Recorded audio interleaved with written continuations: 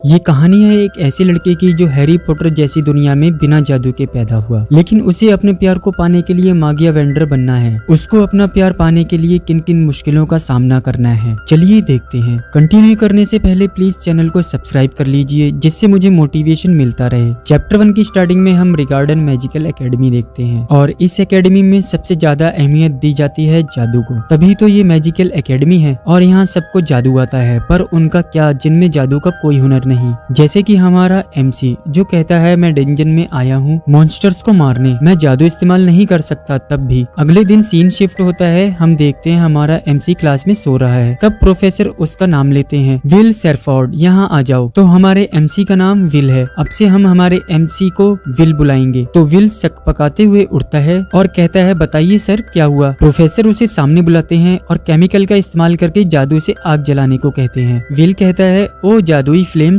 जल जा, और सब हंसने लगते हैं। विल निराश हो जाता है और प्रोफेसर सबको चुप कराते हैं। कहते हैं हैरानी है कि एक छोटा सा जादू भी हमारे इंस्टीट्यूशन का स्टूडेंट नहीं कर पा रहा है, यही उम्मीद थी तुमसे, इसलिए सब कहते हैं कि तुम सिर्फ किताबी कीड़े हो और असलियत में तुम्हें कुछ नहीं सिखाया जा सकता। तभी एक स्टूडेंट कहता है ओ फ्लेम्स जल जाओ, जिससे उस केमिकल में आग लग जाती है और प्रोफेसर कहता है कुछ करने से पहले परमिशन ले लिया करो, समझ गए। सियोन तब कहता है मुझे माफ करना प्रोफेसर एडवर्ड, मुझे लगता है विल को जादू करने में मुश्किल हो रही है, तो सोचा उसकी जगह पर मैं ही कर देता हूँ। तो चलो अब कर दिया है तो ठीक है। जैसे कि तुम सभी ने देखा इस दुनिया में जादू से ऊपर कुछ भी नहीं है। जादू से सत्ता मिलती है, जादू से ताकत मिलती है और मेजस हम सबके हीरोज हैं। यहाँ इस एकेडमी में तुम्हें जादू से ही सम्मान मिलता है। अगर किसी में किताबी ज्ञान तो हो पर वो छोटे जादू भी ना कर सके तो वो यहाँ रहने लायक नहीं है। जहाँ हुनर को निखारा जाता है, जो अपनी हद से ज्यादा सपने देखते हैं उन्हें इस एकेडमी से निकाल देना चाहिए। हम देखते हैं सियोन विल की बेइज्जती करता है और कहता है मैंने सुना है तुम डंजन में दोबारा गए थे कुछ छोटी मोटी चीजें निकालने ताकि तुम्हें क्रेडिट मिल सके, कुछ शर्म वगैरह है। तभी वहाँ कॉलेट आ जाती है और सियोन को डांटती है तुम बहुत मजाक उड़ा चुके। सियोन कहता है आओ कॉलेट, तुम्हारे जैसे एक बहुत लायक स्टूडेंट एक फेलियर के साथ क्यों दे रही है, कुछ समझ नहीं आया। कॉलेट झुंझलाते हुए कहती है विल तुमसे ज्यादा अच्छा है और तुमसे ज्यादा मेहनत भी करता है, मैं तुम्हें अपने दोस्त की इंसल्ट नहीं करने दूंगी। सियोन कहता है मेहनत करने से और अच्छा इंसान होने से कोई मागिया वेंडर नहीं बन सकता, और मागिया वेंडर बनना तो तुम्हारे सपने से बाहर की चीज है। बिना टैलेंट के सिर्फ वक्त की बर्बादी होगी। जैसे कि प्रोफेसर एडवर्ड ने कहा था तुम्हें जल्दी से ये स्कूल छोड़ देना चाहिए। कुछ देर बाद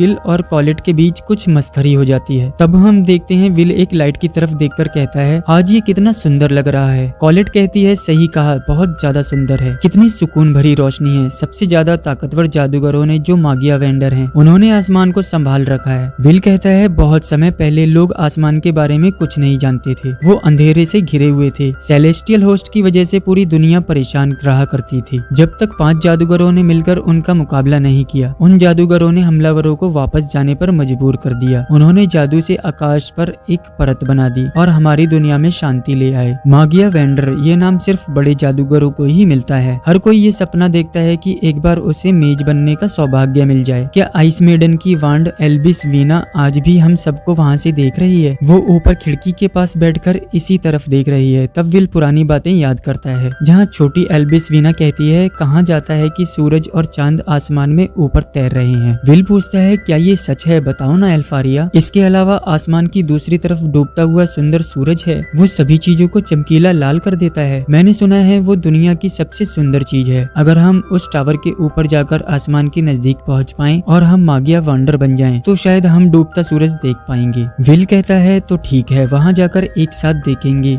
वादा रहा। फिर विल कहता है वो तो बस बचपन की मासूमियत में किया गया एक वादा था, पर वो बहुत ही कमाल की थी। अपने टैलेंट से उसने बहुत ही कम उम्र में मागिया वंडर टाइटल हासिल कर लिया था और टावर के ऊपर चली गई। जहाँ तक मेरी बात है, टैलेंट ना होने की वजह से मैं सबसे पीछे हूँ, लेकिन उस वादे को छोड़ना नहीं चाहता जो हमने उस दिन साथ किया था। मैं अब भी लड़खड़ा रहा हूँ उसके साथ खड़े होकर अपने सपने को पूरा करने के लिए। फिर अचानक हम देखते हैं प्रोफेसर गुस्से में चिल्ला रहे हैं विल पर और कहते हैं बेवकूफ, तुम फिर से डंजन में गए थे और अकेले 7वीं मंजिल पर पहुंच गए। देख लेना एक ना एक दिन तुम मारे जाओगे। सर मुझे माफ कर दीजिए, लेकिन मुझे क्रेडिट तो मिलेंगे ना। तुमने एक एविल गॉड को मार ही दिया है, इसलिए तुम्हें मिलते हैं 2 क्रेडिट्स। तब प्रोफेसर सीरियस होकर विल से पूछते हैं और हाँ ये दूसरे प्रोफेसर हैं जो विल को अच्छा मानते हैं, तो तुम अब भी मागिया वेंडर बनने की कोशिश कर रहे हो क्या? किया। विल पूछता है तो क्या मैं ना करूं? मेरी बात सुनो, इससे पहले कि तुम टावर की ऊपरी मंजिल तक पहुंचो तुम्हारा अपर इंस्टीट्यूट में जाना जरूरी है, और ये करने के लिए तुम्हें जरूरत होगी लिखने की, स्पेल वर्क की, और साथ ही जरूरत होगी प्रैक्टिकल की। तीनों करिकुलम में तुम्हें बहुत ज्यादा क्रेडिट चाहिए। तुम्हें जादू नहीं आता इसलिए तुम्हें स्पेल वर्क क्रेडिट नहीं मिलेंगे। जी सर, इसलिए मेरा फोकस प्रैक्टिकल पर है और साथ ही मैं क्रेडिट भी इकट्ठा कर रहा हूँ। विल को प्रोफेसर पहले भी समझा चुके हैं कि वो प्रैक्टिकल के बिना आगे नहीं बढ़ सकता और ये नामुमकिन है, खासकर उनके लिए जो जादू नहीं कर सकते, और विल पर झुंझलाकर कहते हैं तुम मागिया वंडर नहीं बन सकते और अभी के एग्जाम्स में भी तुम्हें क्रेडिट्स नहीं मिले हैं, जिसकी वजह से सप्ताह के अंत तक तुम्हें 4 क्रेडिट्स चाहिए। विल डरते हुए कहता है यानी मेरे पास सिर्फ 2 दिन बचे हैं, और फिर वो नोटबुक में 4 क्रेडिट्स वाला मॉन्स्टर ढूंढने की कोशिश करता है, जिसके बारे में प्रोफेसर बता देते हैं कि एक बास्कर विल मिला है जो 6ठी मंजिल पर है और जिसको अभी तक किसी भी किताबी कीड़े ने नहीं हराया है। और ये सब सियोन सुन रहा था। सीन शिफ्ट होता है और हम विल को देखते हैं जो खुश है और सोचता है कि वो बास्कर विल को मारकर 4 पॉइंट्स हासिल करेगा, और जिसको वो पहले भी मार चुका है। वो अपनी बिल्ली से कहता है सब ठीक हो जाएगा, बस हमें उसकी आग से बचना होगा, ठीक पिछली बार की तरह। दूसरी तरफ हम सियोन को डंजन में देखते हैं जो विल को निकम्मा कहता है और ऐसे लोगों की एकेडमी में कोई जरूरत नहीं, तुम भी यही सोचते हो ना, और अनाड़ी से पहले हम ही उस मॉन्स्टर को निपटा देंगे और इस तरह क्रेडिट्स कम होने की वजह से उसे बाहर कर दिया जाएगा। लेकिन डंजन में उसके दोस्तों को डर लग रहा है। सियोन सोच रहा है कि इस दुनिया में जो जादू नहीं कर सकता उसे मागिया वंडर बनने का सोचना भी नहीं चाहिए। उसकी शक्ल देखकर गुस्सा आता है। वो दोस्तों को अपने टारगेट बास्कर विल पर ध्यान देने को कहता ही है कि उस पर हमला हो जाता है जो उसके दोस्तों को हिट करता है, और उस मॉन्स्टर को देख सियोन डर जाता है और चिल्लाने लगता है। उसको विल सुन लेता है और भागता हुआ उस आवाज की ओर जाता है जहाँ वो डरे और सहमे हुए सियोन को मॉन्स्टर से लड़ते हुए देखता है। लेकिन मॉन्स्टर को देख चौंक जाता है क्योंकि ये मॉन्स्टर इविल सेंटिनल है जिसको मारने पर 10 क्रेडिट मिलेंगे, लेकिन 5 दुश्मनों से भी ज्यादा शक्तिशाली है। और सेंटिनल का घर तो नीचे होना चाहिए, ये ऊपर इस मंजिल पर कैसे आ गया? और सामने तो सियोन है। सियोन डरता हुआ बार बार मॉन्स्टर को दूर जाने को कहता है, लेकिन सियोन के किसी भी जादू का उस पर कोई असर नहीं होता। विल मॉन्स्टर को अलग लेवल का बताकर कहता है सियोन जीत नहीं पाएगा, मुझे उसकी मदद करनी चाहिए। विल एक टक सोचता है